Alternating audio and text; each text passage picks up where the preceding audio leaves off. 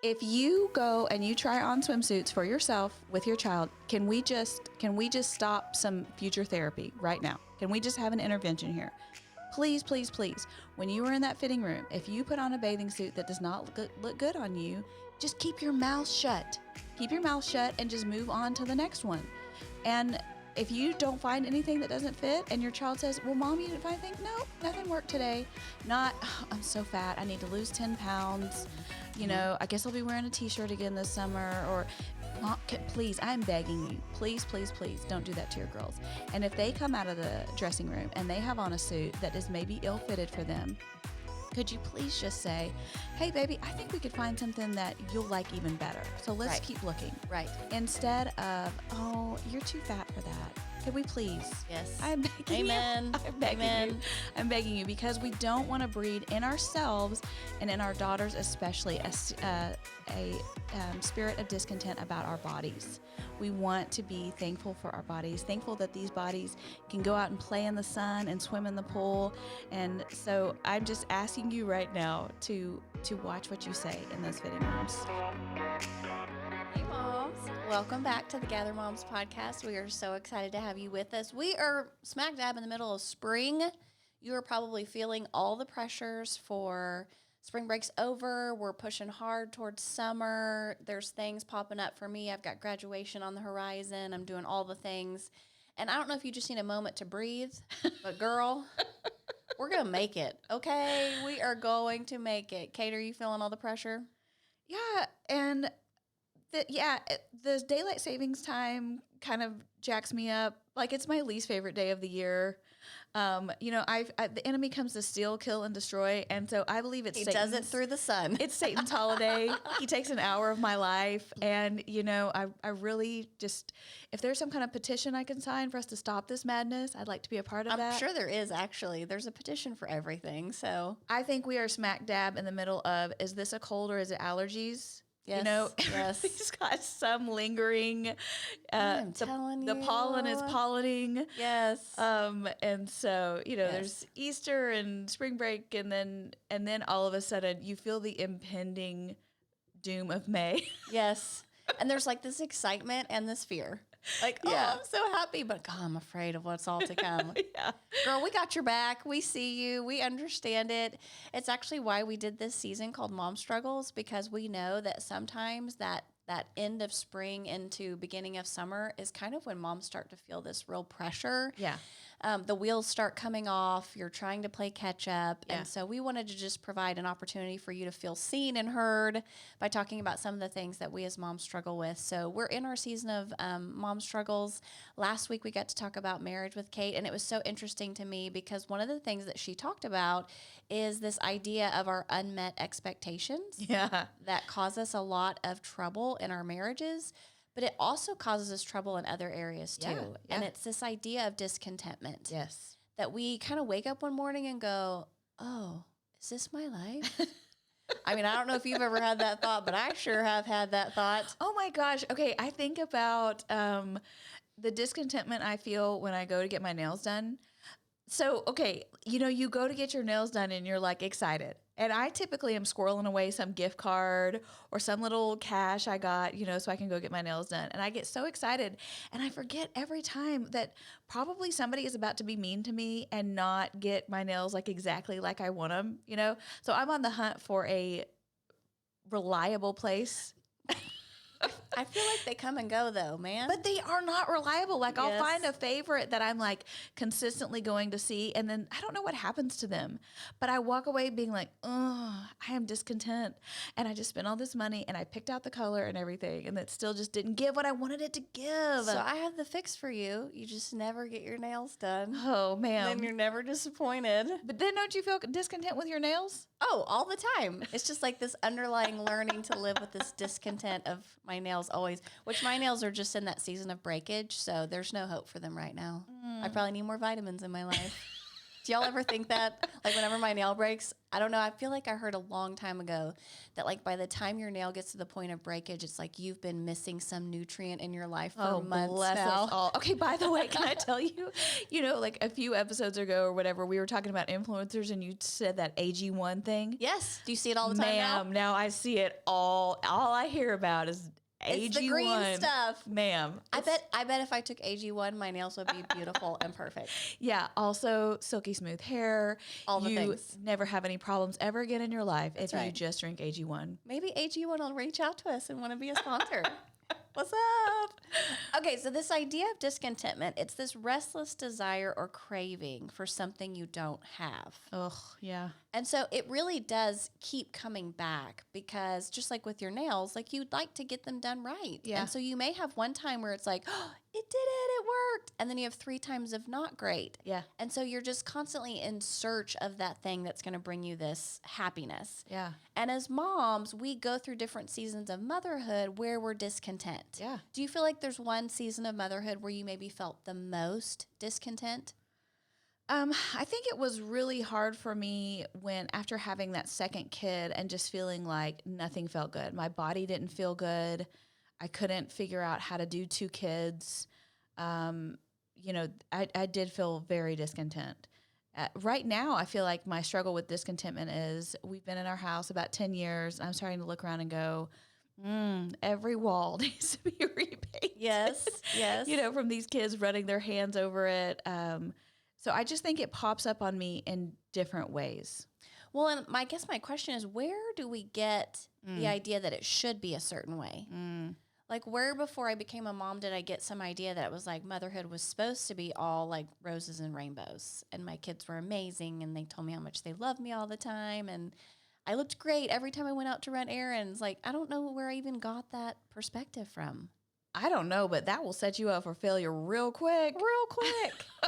Yeah. And then with our homes, like, how are we supposed to have freshly painted walls with 3 kids? I just don't think that's even possible. No, and I know for me, what's feeding the discontentment in my home is what I'm getting served up on socials.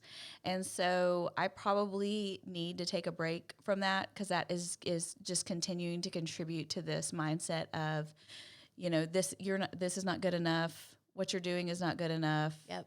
I have even noticed, this is really raw, but I've even noticed like I wanted to invite people over, but I'm like, I can't invite them over until I do this upgrade or I fix this thing. Girl, I'll come over next week. Girl, I ain't afraid. Come Well, on. I know, but, and I know that people don't really care, but I Yes. get it in my mind that it, things are not good enough and they need to be a certain way or not. And then it just continues to feed this monster where I find myself in my free scroll time, I'm searching for, a new rug or a new paint color or new cabinets or, you know what I mean? Yep. And you just keep contributing to this idea of I'm unhappy with how this is. What fixes it for me is when I sit down and I talk to God and I'm like, maybe I shouldn't get to the fix. This is your whole podcast episode. It's all right. It's all right. But when I just sit down and I just start listing out things I'm thankful for, I can find relief. But it just still wants to sneak back in. Well, and I think socials is a big one because I seem to find those ads that hit a tender spot in my heart. Yeah. Right now, all my social ads are these spring dresses. Like everybody's doing these spring dress try-ons. Yeah. And I'm like, ooh, I could use a spring dress. Y'all, I really don't wear dresses ever. So I don't even know why I want one because I'm much happier in a pair of capris and a t-shirt.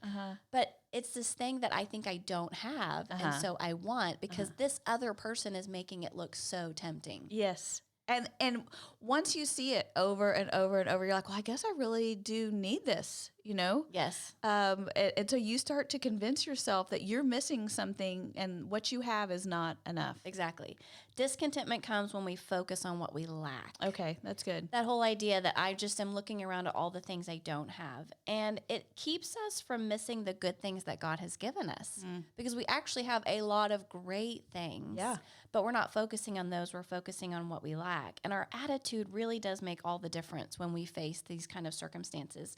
Moms, we know this from our kids because our kids get in this phase. For sure. Where they want and they ask and their friend has and they got Abby right now. It's all about like this new app or this thing she can download and so has it and can she have it too? And I'm like, you didn't even know you needed that till this other person said they have it. Dude, it's so crazy. My 7-year-old, not that long ago, cried to me that she doesn't have a phone because all her other friends have a phone. She is 7. Mm-hmm. And so trying to help her understand that, like, sis, this is going to be a long journey for you. Yes. Yes. But I just wonder if our Heavenly Father is looking at us the same way, going, ma'am, you don't really need that thing. This thing that you have your heart set on where you're like, I have to have, everybody else has it. Yes. That we're throwing the same tantrum, and it to our loving God who is providing for us above and beyond. He's like, okay, well, actually. Because that's what I always think with my kids. I'm like, oh my gosh, can I tell you the number of things I've just bought you? Or I Right. just got you. Yeah. Or you said last week you had to have, and I went ahead and did it. Yeah. You've forgotten so quickly. And that's that whole idea of my attitude is so focused on what I need or don't have instead of on all these beautiful things that God has given me. Yeah. And that makes me very discontent. Well, and when we have a spirit of discontent, then we're fostering that in our home. Yes. So if we're talking about all the time of like, I don't have this or whatever, can we just put in a caveat here too that like swimsuit season is coming up, and moms, I need to say something tough to you, okay? If you go and you try on swimsuits for yourself with your child, can we just stop some future therapy right now? Can we just have an intervention here? Please, please, please, when you are in that fitting room, if you put on a bathing suit that does not look good on you, just keep your mouth shut. Keep your mouth shut and just move on to the next one. And if you don't find anything that doesn't fit and your child says, well, Mom, you didn't find anything? No, nothing worked today. Not, oh, I'm so fat. I need to lose 10 pounds. Mm-hmm. I guess I'll be wearing a T-shirt again this summer. Or, Mom, please, I'm begging you. Please, please, please don't do that to your girls.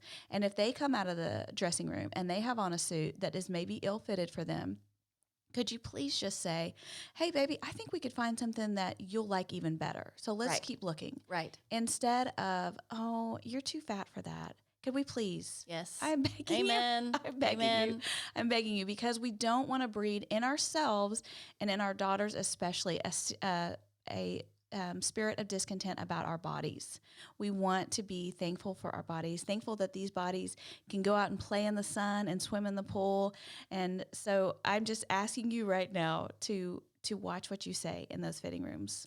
Well, and that's one of the other things that I think happens with discontentment is that it's a worship disorder because we start worshiping things that were never meant to be worshiped. Okay. And I think that happens with our Yeah, bodies. Like yeah. we assume that we're supposed to be able to have some perfectly sculpted body like we see in social media or on TV. Uh-huh. And when we don't have it, we get frustrated, but God never told us to worship our bodies. He told us to worship Him because Yeah. He created our bodies. Yeah. And so when we're elevating something in our life to a place that it's never supposed to hold, then of course you're going to be disappointed and Yeah. lack. Yeah. And you're going to start to use what Kate's talking about here, your words to tear down things that God sees as beautiful. Mm-hmm. I mean, God thinks your body is beautiful no matter what your weight is. Correct. And just because you don't look the same as somebody else that you think is beautiful does not mean He did a poor job on you. Mm-hmm. And so the world is allowing us to elevate things that never were supposed to be in those places of worship to begin with. I agree. I mean, do you think, how much does Jesus care about if your paint color is the latest color of whatever is trending? He doesn't. Does not care. Do you think Jesus cares about if you have the latest sneakers or purse or whatever? No, He does not care. That's right. Like, we have let our world throw us off course of what really matters. We have gotten so distracted, and then because of that discontent, and I'm speaking to myself here. Yep. Me too. And so, where do I need to go? Okay, Kate, this is feeding a unhealthy narrative of something that you're just like buying into Yes. that does not come from God and Agreed. is not good and is going to then like that has repercussions for your children. Yes. Like not even for my own sake, but for their sake. Yes. Where do I need to look at this and ask God to bring help? So let's just talk about a few things that I think have a worship disorder in our hearts, where we have elevated certain things to be a god or an idol that were never meant to be there. One of them, I think, is comfort. For some reason, I think we all just assume we're supposed to be comfortable. Oh my gosh, that one hurts. It does. Yeah. Because I don't like to be uncomfortable. Yeah. I like my bed and my couch and my toilet. And I like to walk into my closet and feel like I have all these fun choices. Guys, those are comfort things. Yeah. Those were never promised to us. Yeah. And honestly, we're so bubble wrapped that we don't even know what's happening across the world with people right now that don't even have close to that. Yes. I mean, they are in discomfort and they're still finding joy in the Lord. Yes. While I'm belly aching and complaining Right. about my comfort issues. Yes, that I can only drive through Dutch Bros one time a week so that we can feed our family. Exactly. The other thing I think we elevate is ease. Not just comfort, but the idea that my life was supposed to be easy. Bro, you're getting a little too close to home with these. It's because I'm talking to myself too. Oh my gosh, yes. I think I don't know where I thought motherhood was supposed to be easy. It's one of the hardest things you'll ever do in your life. And so the idea of ease in motherhood, they don't even go together. Like when you have a baby or you add a child to your family through adoption or foster, you are signing up for hard. Well, and then that we just get so surprised and angry when things are hard.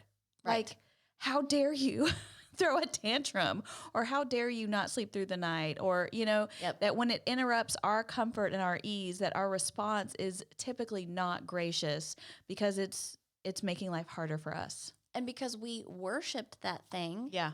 over a God that we believe provides all things, then we get our priorities mixed up and we just get frustrated with life. So true. The next one I think that we elevate is pride, and it plays out in two ways. Either one, I have earned the right to have this in my life. Okay. Or I am owed this in my life. Okay. And I totally do that in motherhood where I'm like, dang, I was a good mom today. I mean, I did so good. So I have earned myself a TV moment tonight without my children bothering me. Okay. Or, you know what? I have done such a good job reading my Bible this week. I think God owes me a little extra. I mean, I don't know if y'all ever say that to yourself, but I do. That is so funny. That one is harder for me to relate to. Oh, I say it all the time. That's amazing. Yes. Wow. Okay. Because I feel like we've been raised in a generation where when you produce, you get rewarded. Yeah. When you succeed, you get extra. Yeah. And so sometimes you feel like you are producing and succeeding and nobody is providing you extra. That is discontent because I somehow have elevated myself, my pride, above God to say, you owe me this because of how good I've done. Okay. Somebody out there gets me. No, I see you, mama. Listen.